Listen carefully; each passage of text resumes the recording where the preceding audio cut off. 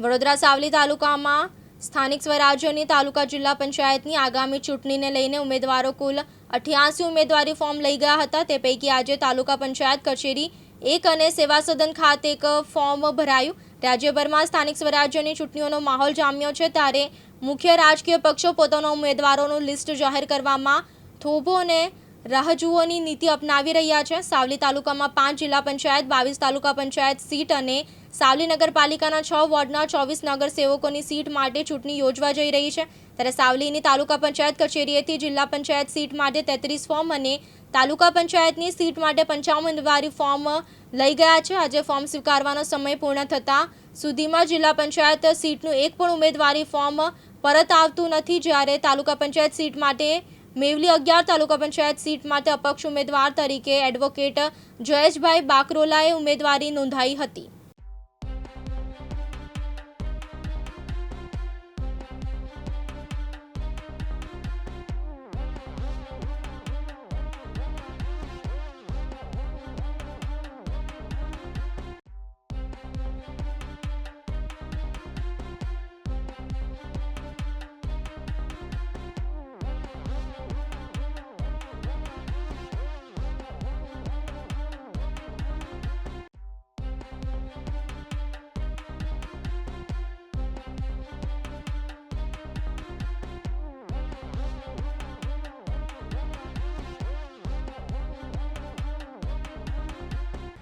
मैं सावली तालुका पंचायतनी 11 मेवली बैठक उपरथी अपक्ष उम्मीदवारी नोंधावी छे।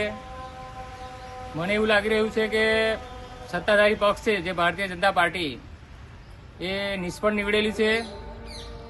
80 વર્ષ આઝાદીને થયા તેમ છતાં આજે પણ પીવાના પાણી માટે, રહેઠાણ માટે ગરીબ લોકોને મુશ્કેલીઓનો સામનો કરવો પડી રહ્યો છે। કોંગ્રેસ પાર્ટી વિરોધ પક્ષમાં છે, પણ યોગ્ય રીતે વિરોધ થઈ શકતો નથી। ભારતીય જનતા પાર્ટી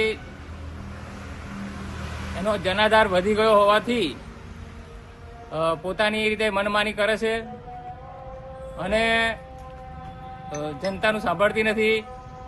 મેં જે વિસ્તારમાંથી ઉમેદવારી કરી છે એ વિસ્તારના જે પ્રશ્નો છે એ જો હું ભારતીય જનતા પાર્ટીમાંથી લડું તો સરકાર સામે કોઈ અવાજ ઉઠાવી શકે એવી સ્થિતિ નથી, એટલે સ્વતંત્ર તરીકે ઉમેદવારી નોંધાવીને મારા વિસ્તારના જે ગરીબ લોકો છે, આદિવાસી લોકો છે, એમના હક માટે જે લડવાનું થશે તો હું અપક્ષ ઉમેદવારી નોંધાવીને જીતીશ તો હું સારી રીતે કરીશ એવું મને લાગી રહ્યું છે, એટલા માટે મેં અપક્ષ ઉમેદવારી નોંધાવી છે। વિરોધ પક્ષ કોંગ્રેસ છે, તો કોંગ્રેસને કેમ પસંદ ના કરી? શું કારણ કોંગ્રેસને નહીં પસંદ કરવાનું?